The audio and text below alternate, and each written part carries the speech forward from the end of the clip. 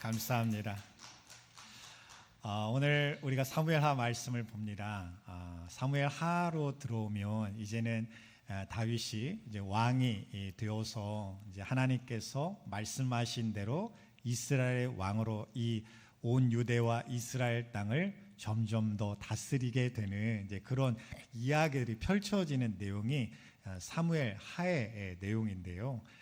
그래서 이제 사무엘하로 이렇게 딱 들어오면은 다윗이 하나님께서 아직 정복하지 못한 그 예루살렘 땅을 정복할 수 있도록 하나님께서 그와 함께 하시고, 또한 아직 일부의 지파의 사람들만 다윗을 인정하고 다윗을 지지하는 그런 상황 가운데 있었지만, 이제는 모든 지파의 사람들이 함께 나와서 당신이 우리의 왕입니다, 하나님께서 기름 부으셔서 우리의 목자가 되게 하셨습니다 라고 인정하면서 나와 이제는 이스라엘의 장로들이 함께 모여서 공식적으로 왕으로 기름 붓는 그런 장면이 나오는 게 이제 사무엘하라고 할 수가 있습니다. 그래서 이제 든든한 그런 왕권을 가지고 있을 때에 그 주변의 국가죠, 특별히 계속해서 지속적으로 괴롭히던 강대국이 있었는데 바로 블레셋이라는 나라입니다. 이 블레셋이 지금도 이제 다윗이 왕위에 있을 때 이제 그 이스라엘을 침략해 들어오게 돼요. 그때 다윗이 이 군사들과 함께 그 깊은 이스라엘 지경 가운데 들어왔던 그 군대들을 무찌르고 지경 밖으로 물리치는 그런 승리의 역사가 이제 바로 우리가 읽기 바로 이전의 내용까지 기록이 되어 있습니다. 그러니까 지금까지 이제 우리가 읽은 본문 이전의 내용은 뭐냐면, 하나님이 약속하신 것들이 다윗을 통하여 아름답게 성취되는 장면들이에요. 승리의 장면을 보여주시고, 모든 백성들이 다윗을 중심으로 하나님 안에서 하나 되게 하시고 그 영광 가운데 보게 하시는 그런 내용들이 계속 기록이 되어 있습니다. 그런 가운데 다윗이 어떠한 마음으로 작정하고 결단하냐면, 언약궤를 예루살렘으로 옮겨오기로 작정을 합니다. 언약궤가 지금은 예루살렘에 있지 않았어요. 어디에 있었냐면 저기 기럇 여아림이라는 곳에 있는 아비나답의 집에 있었습니다. 그렇게 된 상황을 우리가 생각해 보면요, 사무엘상으로 넘어가 봐야 돼요. 사무엘상 초반부는 아직 왕정 시대가 아닙니다. 아직 사사의 시대예요. 그 시대에 하나님께서 그들에게 진리로 생명으로 인도해 가고 그들을 구원하여 주셨지만, 점점 더 하나님으로부터 멀어져가는 그들의 영성과 삶의 모습이 그 가운데 기록이 되어 있습니다. 그런 가운데 그들이 어떤 어리석은 결정을 내리냐면, 이 블레셋과의 전투에서 그때도 계속해서 치열하게 전투를 하는데 연전연패를 하는 거예요. 그러다가 그들의 떠올립니다. 어떤 걸 떠올리냐면, 그래, 우리가 하나님의 언약궤를 이 전쟁터로 가져오면 이 언약궤의 능력으로 우리가 승리할 수 있으리라 라는 그런 생각을 합니다. 그들의 믿음은 하나님께 지금 있지 않아요. 하나님을 경외하지 않습니다. 근데 언약궤만 가져오자는 거예요. 언약궤만 가져왔는데 어떻게 되었을까요? 그 전쟁을 완전히 대패하게 됩니다. 어느 정도로 대패하냐면, 이 언약궤를 가져오자라고 앞장섰던 제사장들, 즉 엘리의 두 아들이 전쟁터에서 죽임을 당하게 돼요. 그리고 그 소식을 들은 아버지 대제사장 엘리도 그 자리에서 뒤로 넘어져 목이 꺾여 죽임을 당하게 됩니다. 그리고 그 며느리, 엘리의 며느리도 임신을 하고 있었는데 그 아이를 낳으면서 이 며느리도 죽게 돼요. 그래서 아이의 이름을 뭐라고 지으면서 죽게 되냐면, 이가봇, 하나님의 영광이 이스라엘을 떠났다라는 이름을 지어주고 며느리도 죽게 됩니다. 그뿐만이 아닙니다. 언약궤를 가지고 왔는데 이 하나님의 언약궤, 출애굽하여서 시내산에서 하나님의 말씀대로 언약궤를 만든 이후에 항상 이스라엘 가운데 있었던 그 언약궤를 원수와 같은 블레셋에게 빼앗기게 되어버려요.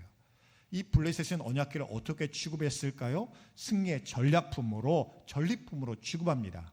그래서 그들의 우상신전, 다곤신전의 전략품, 그 전쟁의 승리품으로 그렇게 가져다 두었지만 하나님께서 그 가운데 역사하심으로 재앙을 내리시고 독종을 내리셔서 이 블레셋이 더 이상 이대로는 버티지 못하고 이스라엘에게 스스로 언약궤를 돌려주는 그런 일들이 발생하게 됩니다. 지금 오늘 본문의 사건에서 기간은요 벌써 6, 70년 전에 일어난 일이에요. 즉 아비나답의 집에 언약궤가 머무른 시간은 잠깐이 아닙니다. 사사의 시대에도 20년간 있었고 또한 사울 왕이 통치하는 40년의 기간도 그렇고 다윗이 왕위에 오른 이후에도 어느 정도의 기간까지 여전히 언약궤는 아비나답의 집에 있었습니다. 그런데 다윗의 심중에 그런 마음이 든 거예요. 나는 지금 예루살렘을 정복하여 이곳에서 하나님이 말씀하신 대로 이 백성을 다스리는 왕으로 서 있는데 하나님의 언약궤는 이곳에 있지 아니하고 저 기럇 여아림에 아직도 머물고 있구나. 이스라엘의 진정한 왕은 내가 아니라 여호와 하나님이신데 이래서는 안 되겠다라는 마음을 가지고 언약궤를 예루살렘으로 옮기기로 작정을 합니다. 그 마음에 얼마나 기대와 기쁨이 가득하겠어요. 그래서 다윗이 이 일을 굉장히 크게 여기고 크게 준비합니다. 어떻게 준비하냐면 3만 명의 사람을 선별을 해요. 이 언약궤를 이렇게 모셔오는 그 일에 동원되는 사람을 3만 명을 모집합니다. 그래서 그 3만 명과 함께 아비나답의 집에 있었던 아비나답의 후손들과 함께 이 언약궤를 예루살렘에 옮기는 기쁨의 행렬을 시작하게 돼요. 아마도 처음에는 분위기가 너무 좋았을 것입니다. 이제는 이 언약궤가 예루살렘으로 돌아온다. 잃어버렸던 하나님의 그 은혜의 자리를 우리가 다시 되찾을 수 있다라는 소망과 기쁨을 가지고 언약궤를 가지고 오고 있었을 것입니다. 그런데 그런 중에 굉장히 심각한 일이 벌어지게 돼요. 어떤 일이 벌어지게 되냐면 특별히 이 언약궤를 가지고 출발할 때 어떤 식으로 출발했냐면 새 수레에 언약궤를 싣고 소각으로 가져오게 만들었어요. 그런데 그래서는 안 되거든요. 하나님께서 가르쳐 주신 방법은 그런 게 아니었습니다. 레위인들이 선별된 레위인들이 그 언약궤를 이렇게 지고 어깨에 메고 그리고 옮기도록 하나님께서 명령하셨어요. 그런데 그 방식이 아니라 우리가 생각할 땐 이렇게 하면 좋겠다라는 방식을 가지고 하나님의 말씀을 알려하지 아니하고 하나님의 방식을 알려하지 아니하고 그냥 자신들의 판단에 옳은 대로 그런 방식으로 언약궤를 옮겨오게 되었어요. 그러다 어떤 일이 벌어지냐면 중간에 소가 갑자기 놀라서 막 뛰쳐나오는 날뛰는 일들이 일어나게 됩니다. 그럼 어떻게 돼요? 수레에 실렸던 언약궤가 막 흔들리고 떨어질 것 같은 그런 위태로운 상황이 펼쳐지게 되겠죠. 그래서 그것을 책임지고 이끌었던 사람 중에 누가 있었냐면 아비나답의 후손인 우사가 있었습니다. 근데 이 우사가 그 근처에 있다가 어떻게 하냐면 손을 내밀어 법궤를 붙잡아 버려요. 하나님의 언약궤를 그렇게 붙잡을 수가 없습니다. 하나님에 대해서 그 거룩함과 경외함을 가지고 그렇게 행동할 수가 없어요. 그런데 그 출발부터 이 일을 가벼이 여기다가 결국은 그 심각한 상황을 벌어졌을 때 법궤를 잡고 그 하나님의 진노가 누구를 향하게 하시냐면 그 법궤를 잡은 우사를 향하게 하십니다. 결국 우사는 법궤를 옮기다가 그 자리에서 죽임을 당하게 돼요. 이 일이 사람들에게 굉장한 충격이 되었습니다. 지금 굉장히 선한 일을 가지고 거룩한 그런 은혜의 일을 가지고 지금 많은 사람들이 함께하고 있는데 이 일 가운데 하나님의 진노가 임하는 그런 결과로 사람이 죽는 일이 발생하게 된 것입니다. 결국 이 일에 대해서 가장 충격을 받은 사람이 누구겠어요? 이 일을 작정하고 앞장선 다윗이 가장 충격을 받았을 거예요. 그래서 그 가운데 여러 가지 혼란스러운 마음도 있었을 것이고 두려운 마음도 그 가운데 있었을 것입니다. 근데 성경에 보면 다윗의 심정을 표현하는 단어가 나오는데 그가 화가 났다라고 표현을 하고 있어요. 이 일로 인하여 다윗이 화가 났다라고 이야기를 합니다. 그러면서 뭐라고 말하냐면 이런 상황에서 내가 어떻게 여호와의 궤를 예루살렘으로 모셔올 수 있겠는가라고 말하면서 언약궤를 옮기는 그 작업을 중단해 버립니다. 포기해 버려요. 오늘 본문은 바로 여기에서 시작합니다. 마음의 혼란스러운 마음, 기쁨은 사라지고 억울한 마음, 가라앉지 않은 분노, 이런 것들로 가득한 상태에서 오늘 본문의 말씀이 시작하고 있어요. 그리고 나서 이 법궤는 어디로 가게 되었을까요?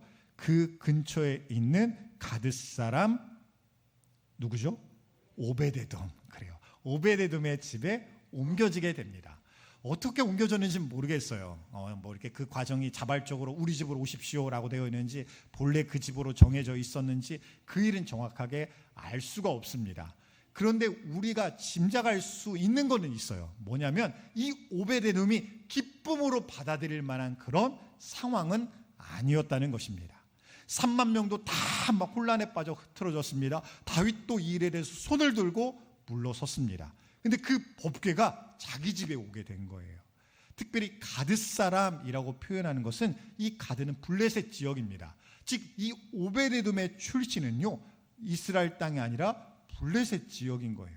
그 사람인 오베데돔의 집에 누구도 기뻐하지 않는, 누구도 달가워하지 아니하는 그런 언약궤가 자기의 집에 모셔오게 된 것입니다. 그런데 여기에 대해서 우리가 정확하게 알 수 있는 게 있어요. 그게 뭐냐면 이 언약궤가 오베데돔의 집에 머물게 된 그 결과가 어떠한지는 우리가 알 수 있습니다. 그게 오늘 6장 11절 말씀인데요. 우리가 11절 말씀 우리 함께 읽도록 하겠습니다. 여호와의 궤가 가드 사람 오베데돔의 집에 석 달을 있었는데 여호와께서 오베데돔과 그의 온 집에 복을 주시니라. 아멘. 생각해 보십시오. 지금 아비나답의 집과 오베데돔의 집을 생각해 보면요, 아비나답의 집은 적어도 6, 70년은 여호와의 궤를 모셨던 집이에요. 관리했던 집안입니다. 근데 그 집안에는 어떠한 복과 은혜가 임하였다라는 기록은 기록되어 있지 않아요. 오히려 이 과정 중에, 언약궤를 옮기는 중에 그의 후손이 하나님의 진노 가운데 죽임을 당하는 그런 사건만 기록이 되어 있습니다. 그런데 오베데돔은 다르죠. 그는 자기가 원하진 않았겠지만, 강제적으로 맡겨졌을 수 있지만, 그 부담스러운 사명을 맡았을 때 3개월이라는 그 기간 가운데 하나님께서 그와 그의 가정 가운데 넘치도록 복을 주셨노라라는 기록이 그 가운데 남겨져 있습니다. 왜 이런 차이가 발생하였을까? 우리가 좀 더 묵상해보고 생각해보면요, 아비나답의 집에 오랜 기간에 머물렀을 때 처음에는 그 일이 귀하게 여겨졌을 것이고, 또한 그 일이 은혜의 일로 여겨졌을 수 있지만, 많은 시간이 지나면서 후손의 후손으로 넘어가면서 그 일을 귀하게 여기지 않게 되었을 거예요. 언약궤가 보입니다. 언약궤가 저기 있다는 것을 누구보다도 가까이 알고 있는 사람들이에요. 그러나 그 언약궤를 어떻게 대해야 되는지, 그 언약궤를 통해서 하나님의 은혜를 어떻게 구해야 되는지에 대해서는 그들이 점점 관심을 가지지 않게 되었을 거예요. 단순히 익숙한 존재와 형식으로만 하나님의 언약궤를 대했을 것입니다. 그렇게 대하다가 갑자기 다윗 왕이 결심을 하고 작정을 함으로 그 임무를 맡아 언약궤를 옮기게 되었는데, 이 언약궤에 대해서도 잘 모르고 하나님에 대해서도 잘 모르고 그 복과 은혜에 대한 사모함으로도 그 하나님을 대하지도 못하다가 그 모든 과정 가운데 하나님의 진노를 가장 선두에서 받게 되는 그런 자리에 서게 되었다는 것입니다. 우리가 일찍 하나님의 부르심을 받아 은혜의 자리, 믿음의 자리에 있다는 것은요, 너무나도 큰 복이고 은혜입니다. 사람의 힘과 능력으로 내가 마음만 먹으면 예수 믿을 수 있지, 내가 마음만 먹으면 하나님을 믿을 수 있지 라고 우리는 생각할 수 있지만, 생명에 이르는 믿음은 그런 식으로 주어지는 게 아니에요. 사람으로는 절대로 할 수 없는 일입니다. 아무리 내가 많은 것을 공부하고 누군가가 좋은 말로 설득을 할지라도, 또한 내가 무언가 바라고 구하는 것들이 막 여러 가지 경험을, 놀라운 경험을 통해서 내가 경험되었을지라도 내 안에 하나님께서 주시는 분명한 믿음이 있지 아니하면 우리가 많은 것들을 받았음에도 불구하고 구원의 자리에, 생명의 자리에 우리는 나아갈 수 없기 때문입니다. 오늘 본문의 말씀도 마찬가지예요.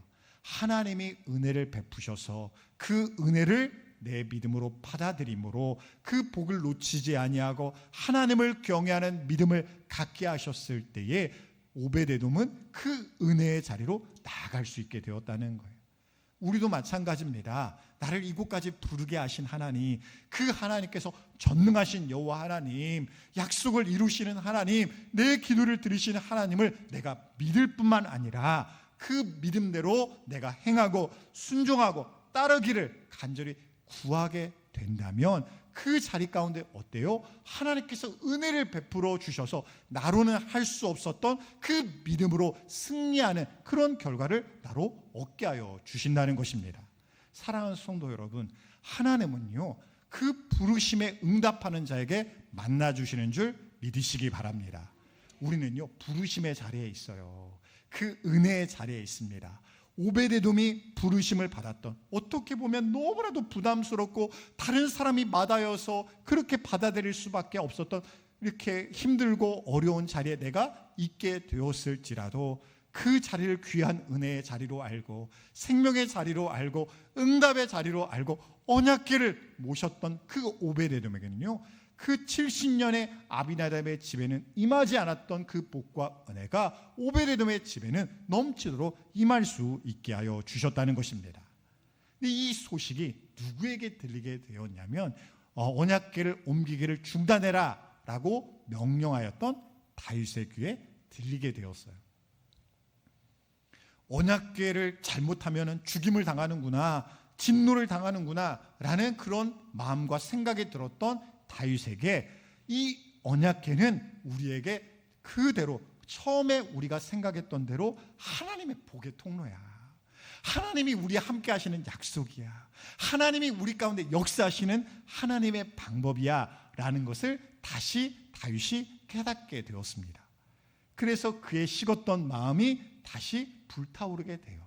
그리고 다시 준비합니다. 이제는 내 생각과 내 뜻대로 언약궤를 모셔오는 것이 아니라 하나님의 말씀대로 레위인들이 언약궤를 어깨에 메고 그리고 언약궤를 모셔오도록 그렇게 준비를 해요. 그리고 나서 어떤 말씀이 있냐면 13절 말씀인데요. 우리가 13절 말씀 함께 읽도록 하겠습니다. 여호와의 궤를 맨 사람들이 6걸음을 가매 다윗이 소와 살진 송아지로 제사를 드리고, 여기서 보면요 여호와의 궤를 맨 사람들이 그냥 행진을 하지 않았어요. 6걸음을 가고 제사를 드렸습니다. 여기서 보면 유대인들의 숫자가 있습니다. 유대인들의 숫자 중에 7은 완전수입니다. 왜 완전하면 하나님을 상징하는 숫자라서 그것이 완전수예요. 하나님의 완전하심을 그 가운데 담고 있습니다. 반대로 6은요 사람을 상징하는 숫자예요. 사람의 연약함과 사람의 부족함과 인간의 한계를 담고 있는 숫자가 6이라는 숫자예요. 그런데 다윗이 어때요? 6걸음을 가잖아요. 여기까지는 우리가 하나님 앞에 최선을 다해서 가는 길입니다. 근데 7번째 걸음은 누가 옮기게 하여 주셔야 되는 거예요? 하나님이 옮겨주셔야 되는 거예요. 다윗이 첫 번째처럼 그냥 막 하지 않습니다. 하나님, 내가 6걸음을 여기까지 왔습니다. 여기까지 오게 하신 분도 하나님의 힘을 믿습니다. 이 다음 걸음을 내가 다시 내딛고 더 앞으로 나아가게 하실 분도 하나님의 힘을 믿습니다. 내가 한 걸음 한 걸음 옮겨갈 때 이 언약궤가 그냥 언약궤가 아니라 우리와 함께 하시는 하나님, 우리에게 약속되신 하나님, 우리에게 능력되신 하나님이신 줄 내가 믿고 발걸음을 옮깁니다. 내가 주저하고 있다면 이 걸음을 내가 옮길 수 있을까? 내가 앞으로 나아갈 수 있을까? 이 다음을 내가 행할 수 있을까? 라는 걱정, 근심과 두려움이 아니라 하나님께서 행하실 것을 믿고 내가 7번째 걸음을 내디딜 수 있게 하여 주옵소서. 이 다음에 역사하실 하나님을 기대하고 소망하게 하여 주옵소서.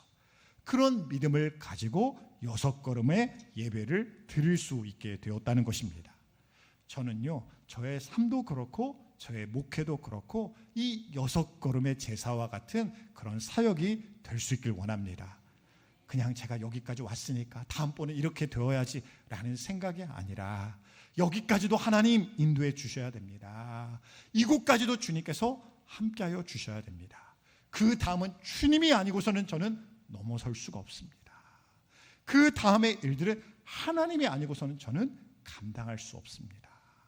그런 믿음을 가지고 저는 끝까지 이 자리를 지키기를 소망하고 소원하고 있습니다. 여러분들도 그런 믿음을 가지고 하나님의 인도하심을 구하며 하나님을 믿고 의지하며 참된 예배의 자리로 나아가시길 바랍니다. 그런 기쁨의 예배의 자리로 나아가게 되었을 때 다윗의 모습은 어떠하였을까? 그게 바로 14절 말씀인데요. 우리 14절 말씀 우리 함께 읽도록 하겠습니다. 다윗이 여호와 앞에서 힘을 다하여 춤을 추는데 그때 다윗이 배 에봇을 입었더라. 아멘. 지금 여기에서 다윗은요, 왕의 옷을 입고 있지 않아요. 왕의 화려한 옷을 입고 있지 않습니다. 다른 예배자와 똑같이 배로 된 에봇을 입고 있었어요. 지금 이 자리에는 왕으로 있는 게 아닙니다. 한 명의 예배자로 있는 거예요. 또 다른 사람들과 같이 똑같은 그런 기쁨과 은혜로 성령으로 충만함으로 하나님 앞에 뛰놀며 춤을 추며 하나님을 예배하고 있는 것입니다. 저는 이 말씀을 묵상하면서 그런 소망을 기도를 드렸어요. 하나님, 제가 말씀을 준비하고 말씀을 선포하는 이 자리가 제가 어떤 역할을 하는 자리가 아니라 어떤 사역과 일을 하는 자리가 아니라 동일하게 모든 성도님들과 같이 하나님을 기쁨으로 예배하고 하나님을 경험하는 그런 예배자의 자리가 되게 하여 주옵소서. 제가 먼저 은혜 받게 하여 주시고 제가 먼저 응답 받게 하여 주시고 제가 먼저 선두에 서서 하나님을 기쁨으로 찬양할 수 있는 그런 사람이 되게 하여 달라는 그런 기도를 드리게 되었습니다. 제가 예전에 부교육자 때 이제 주일 예배 때는 이제 담임 목사님이 여기서 말씀을 전하실 때에 저는 이제 저 로비에서 성도님들을 맞이하면서 인사하고 또 안내하고 또 필요한 일들이 있다면 막 계단을 오르내리면서 막 뛰어다니면서 그런 사역을 준비하는 그런 시간을 가졌어요. 그런데 그런 중에서도 저는 항상 귀를 어디에 열어놓았냐면 저 예배당에 열어놨어요. 저 예배당에서 들리는 그 찬양 가운데 어떨 때는 입술로 찬양하지 못하더라도 제 마음속으로 찬양하고 또한 저의 표정으로 하나님을 찬양하고 또한 마음으로 하나님 앞에 기도함으로 저 안내의 자리에 사역의 자리에 제가 그 자리에 있었습니다. 그래서 그런 예배의 자리에 제가 이 자리에 의자에 앉아있지는 않았지만 안내자의 자리에 있었지만 그런 중에도 저는 어떨 수 있었냐면 하나님이 은혜 주실 때 그곳에서도 막 기도가 나오게 되었고 그곳에서도 막 눈물을 흘리며 하나님을 찬양할 수 있었던 그런 믿음이 있었어요. 제가 그런 믿음이 있었다라는 얘기를 하려는 게 아니에요. 내가 상황이 어떠하든지 내가 어떠한 자리에 있든지 하나님이 은혜를 베풀어 주시려고 하면요 그 자리가 어떠한지 내가 지금 어떤 역할과 뭐의 마음에 쏟아야 되는지 그것과 상관없이 하나님은 능히 우리에게 은혜를 베푸시는 하나님이 되어주신다는 것입니다. 그래서 우리는 환경이 이래서요 여건이 이래서요 앞에서 이렇게 되어주지 못해서요 내가 그런 은혜를 경험하지 못해요. 나는 여기서 영이 살아남을 경험하지 못해요. 내 삶이 달라지질 않아요. 하나님이 누군지를 여전히 나는 모르겠어요 라고 하고 있는 게 아니라 내가 어떠한 상황 가운데 있든지 내가 어떤 한계 가운데 있든지 지금 내가 어떤 심중의 고난과 고통 중에 있든지 사람들은 나를 알지 못하고 사람들은 나를 위로하지 못하고 사람들은 나를 치유하고 회복시켜 주지 못하지만 오늘 내가 예배하는 하나님께서 나를 만나 주시기만 하면 내 영 가운데 임해 주시기만 하면 내 모든 상황들이 해결될 뿐만 아니라 주께서 나의 응답되심을 나의 정답되심을 내가 붙들게 될 줄 믿고 예배하는 우리 모두가 될 수 있길 원합니다. 하나님께서는요, 그 은혜와 능력의 자리로 우리를 불러주신 거예요. 이 예배의 자리가 그런 생명과 능력의 자리가 될 수 있는 것입니다. 그런데 이 은혜와 능력의 자리에 함께하지 못한 안타까운 한 사람이 등장합니다. 그게 바로 사울의 딸이자 다윗의 아내인 미갈이에요. 20절 말씀인데요, 우리가 16절 말씀부터 볼까요? 16절 말씀 우리가 함께 보도록 하겠습니다. 여호와의 궤가 다윗성으로 들어올 때에 사울의 딸 미갈이 창으로 내려보다가 다윗 왕이 여호와 앞에서 뛰놀며 춤추는 것을 보고 심중에 그를 업신여기니라. 여기서 보면은 미갈은요, 어디에 있어요? 지금 창가에 있어요. 창 밖으로 보이는 다윗과 예배를 드리는 예배자들의 모습을 보고 있습니다. 근데 보고 있는 마음에 어떤 마음이에요? 나도 저기 예배하고 싶어. 나도 저렇게 은혜 받고 싶어. 나도 저렇게 뛰며 하나님을 찬양하고 싶어. 이런 마음이 아니었어요. 어떤 마음이었냐면 저 춤추는 다윗을 바라보면서 그 마음에 어때요? 그를 업신여겼더라라고 얘기하고 있어요. 다윗의 그 예배하는 모습, 하나님을 기뻐하는 모습, 그 모습이 미갈에게는요, 기쁘게 보이질 않는 거예요. 좋아 보이질 않는 것입니다. 그래서 그 다음 구절에는 어떤 식으로도 다윗에게 표현하고 있냐면 방탕한 자가 염치도 없이 라는 표현을 하고 있어요. 다윗이 하나님을 기뻐하며 예배하는 자의 모습이 방탕한 자의 모습으로 보이고 염치 없는 자의 그런 모습처럼, 체면을 지키지도 못하는 그런 모습처럼 미갈의 눈에는 보였다는 것입니다. 저는 미갈의 자리가 너무나도 안타까워요. 그녀도 하나님의 은혜를 진짜 필요한 자리였거든요. 미갈은요, 상처가 많은 사람입니다. 아픔이 많은 사람이에요. 미갈은 다윗을 사랑하였지만 정치적인 여러 가지 도구로서 이리 갔다가 저리 갔다가 왔다 갔다 했던 사람이에요. 다윗에게 아내가 되었지만 다윗이 도망자가 되었을 때 사울이 그녀를 다윗의 아내로 남겨두지 아니하고 다른 남자의 아내가 되도록 이렇게 강제를 합니다. 그리고 나중에 다윗 왕이 왕위를 회복되었을 때는 그 다시 오랫동안 살았던 남편에게 강제적으로 또 헤어지게 만들고 다윗의 아내 자리로 되돌아오게 만들어요. 자신의 아버지와 자신의 형제들은 전쟁터에서 모두 죽임을 당했습니다. 이런 불행과 아픔이 미갈에게 있는 거예요. 그럼 어때요? 하나님의 위로가 더 필요하잖아요. 하나님의 치유하심이 너무 필요하잖아요. 근데 그녀는요, 하나님께로 나가질 못하는 거예요. 여전히 상처에 붙들려 있습니다. 여전히 아픔에 붙들려 있습니다. 어떻게 보면 다윗을 향한 그 미움과 증오의 마음에 여전히 붙들려 있어요. 그러다 보니까 이 창가에서 다윗의 예배와 다른 백성들의 예배하는 모습을 구경만 하고 있고 그들을 판단만 하고 있고 정죄만 하고 있는 그런 제3자의 자리에서 벗어나지 못하고 있었다는 것입니다. 사랑하는 성도 여러분, 우리는 미갈의 자리에 있지 않길 원해요. 우리의 마음이 높아져 있으면요, 우리도 모르는 새 그럴 수가 있어요. 누군가의 믿음을 향하여, 누군가의 예배를 향하여, 누군가의 신앙생활을 향하여 업신여기는 마음이 내 안에 들게 하셔서 그 마음을 가지고 누군가를 판단하고 정죄하고 괴롭게 하고 그의 신앙과 함께 내가 함께 믿음의 자리로, 은혜의 자리로 나아가는 것이 아니라 오히려 그 사람을 넘어뜨리려는 그런 악한 도구로도 우리가 사용될 수 있다는 것입니다. 다윗에게 그에게 막 상처 주는 말을 막 하며 그를 업신여기는 말을 미갈이 했을 때 다윗은 어떤 마음으로 이 왕궁으로 들어왔냐면, 그 가정으로 들어오면 이 기쁨을 가지고 하나님의 은혜를 가지고 내 가족들을 축복해야지, 내 아이들과 내 가족들을 이 하나님의 은혜로, 말씀으로, 진리로 축복해야지라는 그 기쁨의 마음으로 왕궁으로 들어왔어요. 근데 처음 만나자마자 미갈이 막 쏟아붓는 거예요.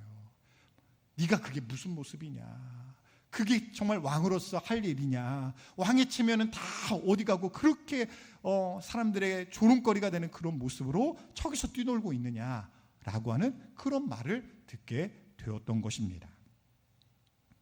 그러면 다윗은 이 말에 대해서 어떻게 하였을까? 그게 21절과 22절 말씀인데요. 우리가 21절과 22절 말씀 함께 읽도록 하겠습니다. 다윗이 미갈에게 이르되 이는 여호와 앞에서 한 것이니라. 그가 내 아버지와 그의 온 집을 버리시고 나를 택하사 나를 여호와의 백성 이스라엘의 주권자로 삼으셨으니 내가 여호와 앞에서 뛰놀리라. 내가 이보다 더 낮아져서 스스로 천하게 보일지라도 내가 말한 바 계집종에게는 내가 높임을 받으리라 한지라. 아멘. 이 말씀을 보면 우리가 두 가지를 알 수가 있습니다. 다윗은 지금 뭐만 중요한 거예요? 하나님 앞에 있는 것만 중요한 거예요. 내가 하나님 앞에서 지금 예배하는 거, 하나님 앞에서 경배하고 찬양하는 거, 하나님께 영광 돌리는 것, 이것만 지금 바울에게 중요하고 바울에게 충만하게 가득 채워져 있는 것입니다. 그래서 이런 업심여김의 말을 듣고 또한 그의 마음을 상하게 하는 그런 마음을 듣고 조롱의 말을 들었음에도 불구하고 그 기쁨이 사그러들질 않는 거예요. 그의 믿음이 흔들리질 않는 것입니다. 그러면서 어떻게까지 이야기를 해요? 내가 지금의 모습보다 더 낮아져서 더 천하게 보일지라도, 내 스스로 천하게 보일지라도 나는 상관없어. 하나님만 기뻐할 수 있다면, 하나님께만 예배 돌리고 하나님께만 영광 돌릴 수 있다면, 그 은혜의 자리, 하나님 앞에 있는 자리에 내가 머물 수만 있다면 나머지는 나 다 상관없어 라고 다윗이 이야기를 하고 있는 것입니다. 사랑하는 성도 여러분, 우리에게도 우리의 믿음을 넘어뜨릴 수 있고 우리를 시험하게 할 수 있고 우리가 무엇이 옳고 그른지를 분별하지 못하게 만들 수 있는 그런 시험과 영적인 공격들이 우리에게도 있을 수가 있을 것입니다. 그것이 꼭 악한 사람에게만 오는 것이 아니라는 거예요. 누군가는 아픈 사람, 상처받은 사람, 여전히 그 믿음이 자라지 못한 사람, 또한 그 상황이 어려운 사람, 그 많은 사람들을 통해서 우리에게 영적인 공격과 시험이 동일하게 들어올 수 있을 것입니다. 그럴 때 여러분 붙드시길 바라요. 나는 그 사람들의 말보다, 그 사람들의 행동보다 나는 하나님이 더 중요해. 나는 하나님을 더 사랑해. 정말 언약궤가 예루살렘에 돌아왔던 것처럼 하나님의 그 함께 하심이, 하나님의 인재가 나를 떠나지 않는 것이 나에게는 훨씬 더 중요해. 사람들에게 내 모습이 천하게 보일지라도, 별것 아닌 것처럼 보일지라도, 그 모든 가치가 땅에 떨어진 것처럼 내가 취급을 받을지라도 하나님 앞에 있는 이 믿음의 자리, 생명의 자리, 내가 이것만 놓치지 아니하면 오베데돔에게 그 복을 임하게 하셨던 하나님, 하나님께서 그 기쁨과 능력을 다윗에게 허락하여 주셨던 하나님, 그 하나님이 나의 하나님이 되어주실 것을 믿고 믿음으로 나아갈 수 있는 우리 모두가 될 수 있길 원합니다. 앞으로 우리가 예배할 때에 그 예배가 그냥 예배가 되지 않길 원해요. 내가 예배당에 들어올 때부터 내 마음에 하나님, 나에게 기쁨이 있습니다, 소망이 있습니다, 사모함이 있습니다. 내가 예배 자리에 앉는 것만으로도 하나님 은혜를 베풀어 주옵소서. 말씀을 펴는 것만으로도 약속을 허락하여 주옵소서. 내가 하나님을 찬양하고 기도할 때 이 기도의 능력이 나에게 경험되게 하여 주옵소서. 이런 믿음의 간증과 고백을 가지고 함께 나갈 수 있는 우리 모두가 될 수 있기를 원합니다. 그런 예배를 드리는 것만으로도 하나님의 역사는 우리 가운데 일어날 수 있습니다.